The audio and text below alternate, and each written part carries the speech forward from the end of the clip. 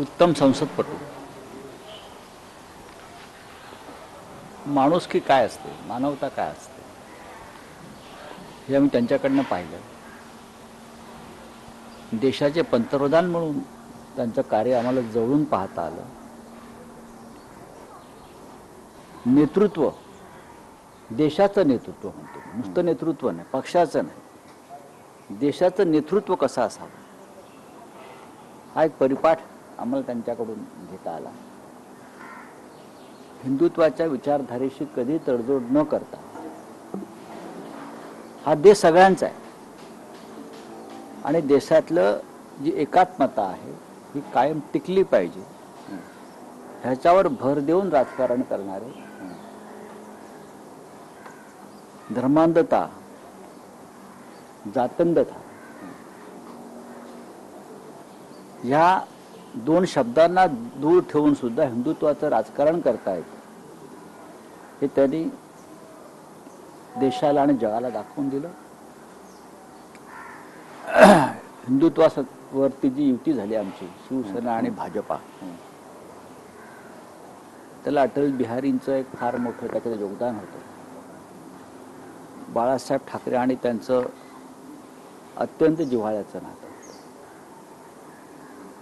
महाराष्ट्र देशामध्ये एनडीएचं सरकार असताना अनेक प्रसंगी देशाचे प्रधानमंत्री म्हणून ते हिंदू हृदय सम्राट बाळासाहेब ठाकरेंशी अनेक विषयांवरती चर्चा करत होते, सल्लामसलत करत होते. निर्णय घेण्याआधी महत्त्वाचे ते बाळासाहेबांशी हितगुज करत होते. हे मी अनेकदा पाहिलं. आज जो भारतीय जनता पक्ष तुम्हाला दिसतो आहे ते दोन स्तंभ जे प्रमुख आहेत, अडवाणी आणि वाजपेयी. त्या वाजपेयींचं स्मरण आम्हाला कायम होत असतं. विशेषतः कारगिल युद्धाच्या वेळेला त्यांनी जे नेतृत्व गुणाची कसोटी आम्ही त्यांची पाहिली. पण त्याआधी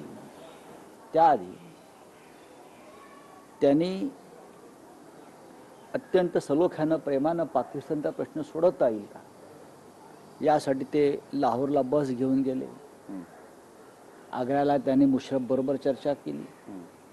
त्यांनी प्रत्येक मार्गाचा अवलंब केला आणि शेवटी काहीच त्यातून निष्पन्न होत नाही.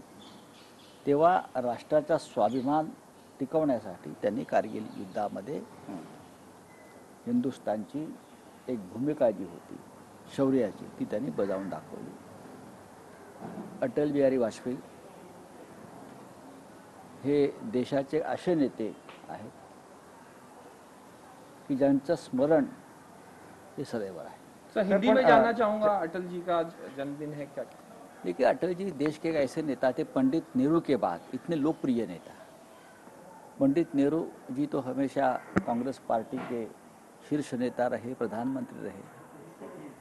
लेकिन पंडित नेहरू जी के ज़माने से अटल जी संसद में रहे और पंडित नेहरू भी अटल जी को उस वक्त इतना ही सम्मान करते थे, युवा अटल जी से इंदिरा गांधी तक, राजीव गांधी तक, हर किसी को अटल जी बहुत ही प्रिय थे. नेता प्रतिपक्ष और बाद में प्रधानमंत्री, अटल जी का नेतृत्व पूरे देश में छाया हुआ. पूरे देश के नेता थे वो, किसी एक पार्टी के नेता नहीं थे, किसी एक पार्टी के नेता नहीं थे या किसी एक विचारधारा के ही नेता नहीं थे.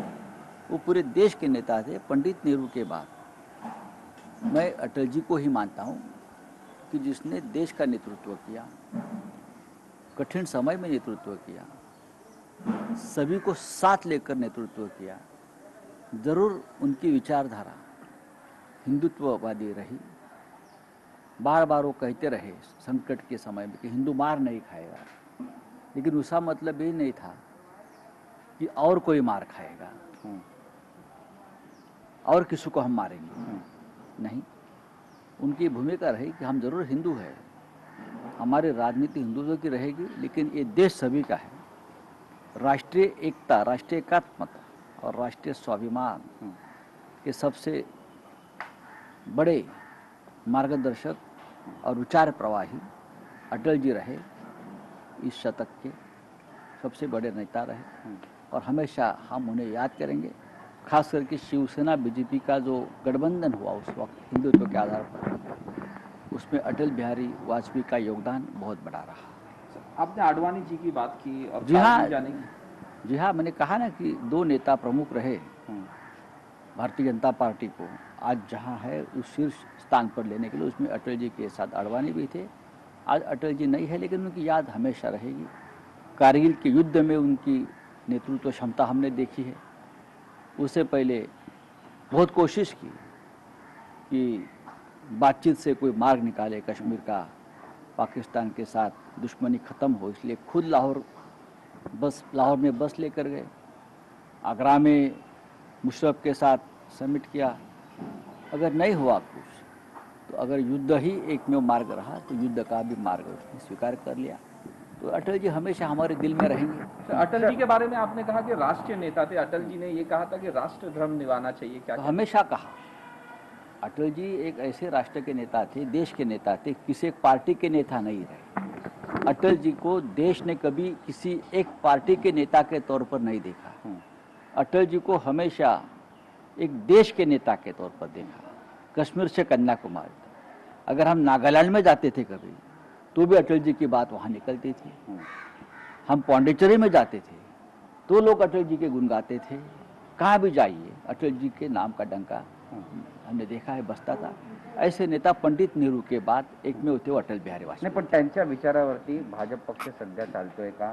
त्यांचं अनुकरण अटल जी का ही विचार चलेगा, लेकिन अटल जी का विचार की विडंबना नहीं होनी चाहिए, ये मैं हमेशा कहता हूँ।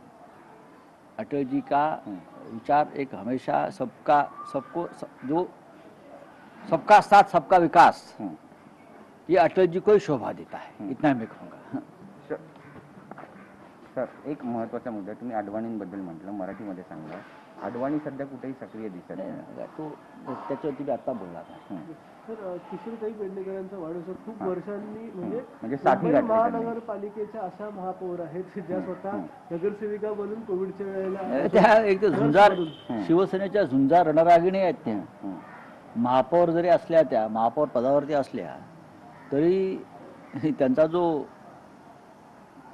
बाणा आहे तो एका शिवसैनिकाचा आहे। तुम्ही पाहत असेल त्यांच्या कामाची तरा। आणि मुंबईचं महापौर पद हे शोभेचं नाही, हे किशोरीताई वारंवार दाखवत असतात आपल्या कार्यानं। आग असू द्या, संकट असू द्या, अपघात असू द्या, पूर असू द्या, करोना असू द्या, मुंबईच्या महापौर किशोरीताई पेडणेकर या शिवसैनिक म्हणूनच धावतात। त्यांच्यासाठी महापौर हे पद नसून एक व्रत आहे सेवेचं, असं मी नेहमी सांगतो। सर, ओमिक्रॉनचं संकट वाढतंय राज्यामध्ये आणि फेब्रुवारीमध्ये तिसरी लाट येईल असा धोका सुद्धा तज्ञ व्यक्त करतात। पण भाजप म्हणते की राजकारण करते। त्या विषयावरती तज्ञ बोलतात, तज्ञांना बोलू द्या। भारतीय जनता पक्षानं या विषयात कुठे डॉक्टर घेतल्या मला माहीत नाही। महाराष्ट्र सरकारमध्ये आणि देशामध्ये जर भारतीय जनता पक्ष असं बोलत असेल तर 2 दिवसापूर्वीच पंतप्रधानांनी केंद्रामध्ये आरोग्य खात्याची एक बैठक घेतली आणि त्या संदर्भात ही चिंता व्यक्त केलेली आहे।